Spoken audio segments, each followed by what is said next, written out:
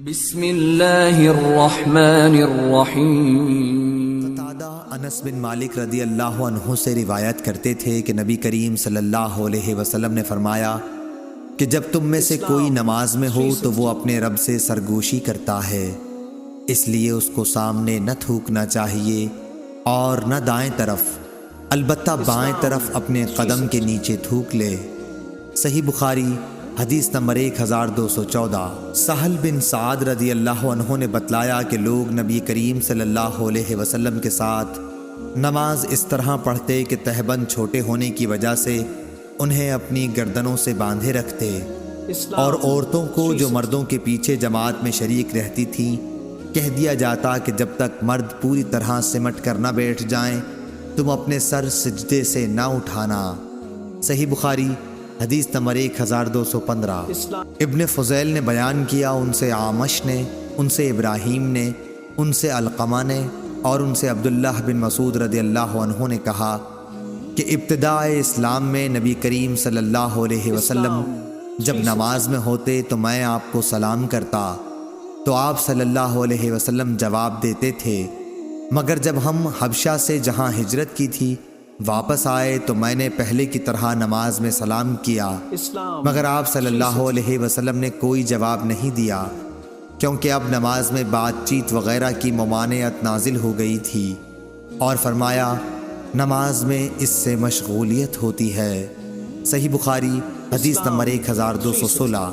کثیر بن شنزیر نے بیان کیا، ان سے عطا بن ابی رباح نے، ان سے جابر رضی اللہ عنہ نے کہ رسول اللہ صلی اللہ علیہ وسلم نے مجھے اپنی ایک ضرورت کے لیے غزوہ بنی مطلق میں بھیجا، میں جا کر واپس آیا، میں نے کام پورا کر دیا تھا، پھر میں نے نبی کریم صلی اللہ علیہ وسلم کی خدمت میں حاضر ہو کر آپ کو سلام کیا، لیکن آپ نے کوئی جواب نہیں دیا۔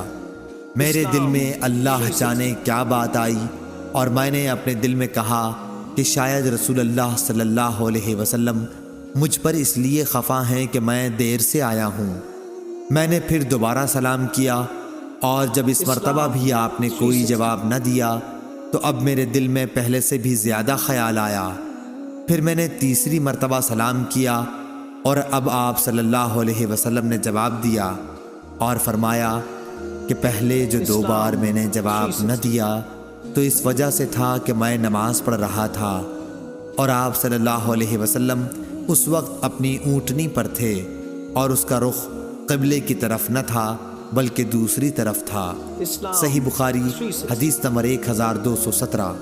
عبدالعزیز بن ابی حازم نے بیان کیا، ان سے ابو حام سلمہ بن دینار نے اور ان سے سہل بن سعد رضی اللہ عنہ نے کہ رسول اللہ صلی اللہ علیہ وسلم کو یہ خبر پہنچی کہ قبا کے قبیلہ بنو عمرو بن عوف میں کوئی جھگڑا ہو گیا ہے، اس لیے آپ صلی اللہ علیہ وسلم کئی اصحاب کو ساتھ لے کر ان میں ملاپ کرانے کے لیے تشریف لے گئے۔ وہاں آپ صلی اللہ علیہ وسلم صلح صفائی کے لیے ٹھہر گئے۔ ادھر نماز کا وقت ہو گیا تو بلال رضی اللہ عنہ نے حضرت ابو بکر صدیق رضی اللہ عنہ سے کہا کہ رسول اللہ صلی اللہ علیہ وسلم نہیں آئے اور نماز کا وقت ہو گیا، تو کیا آپ لوگوں کو نماز پڑھائیں گے؟ آپ نے جواب دیا کہ ہاں، اگر تم چاہتے ہو تو پڑھا دوں گا۔ چنانچہ بلال رضی اللہ عنہ نے تکبیر کہی اور ابو بکر نے آگے بڑھ کر نیت باندھ لی۔ اتنے میں رسول اللہ صلی اللہ علیہ وسلم بھی تشریف لے آئے، اور صفوں سے گزرتے ہوئے آپ پہلی صف میں آ کھڑے ہوئے۔ لوگوں نے ہاتھ پر ہاتھ مارنے شروع کر دیے۔ سہل رضی اللہ عنہ نے کہا، تصفیح کے معنی تصفیق کے ہیں۔ آپ نے بیان کیا کہ ابو بکر رضی اللہ عنہ نماز میں کسی طرف متوجہ نہیں ہوتے تھے، لیکن جب لوگوں نے بہت دستکیں دی تو انہوں نے دیکھا کہ رسول اللہ صلی اللہ علیہ وسلم کھڑے ہیں۔ حضور اکرم صلی اللہ علیہ وسلم نے اشارے سے ابو بکر کو نماز پڑھانے کے لیے کہا۔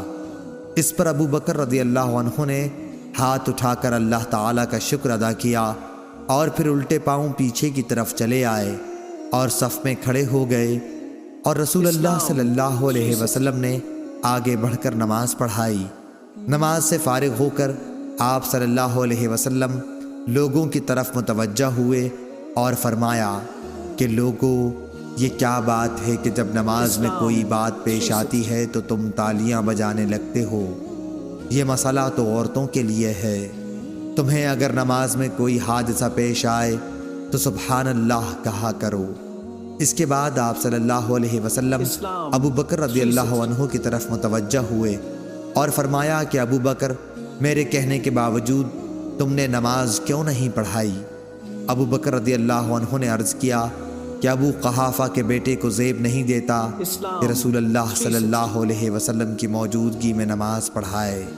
صحیح بخاری حدیث نمبر 1218۔